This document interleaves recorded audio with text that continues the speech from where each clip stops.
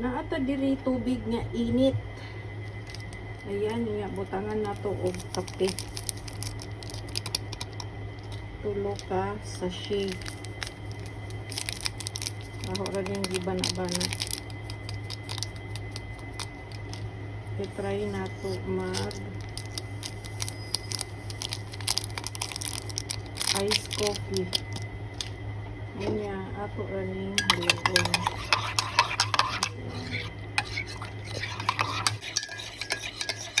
Coffee. Para pagkahuman ato ning refill diri sa atong molder. Ayan. Ito nga. Uwad. Diri ito nang kuha ag bula.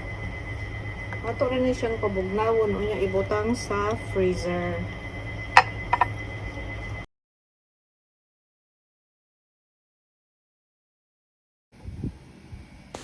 Butangan nato siya og ibap milk at pagkatapos ay maglagay din tayo ng condensed milk hanggang magiging matamis siya.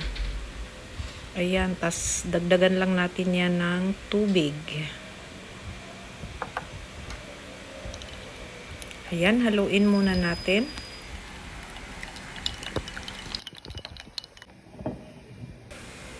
Dagdagan lang natin ng malamig na tubig yung ating iced coffee. Ayan na, meron na tayong masarap na iced coffee.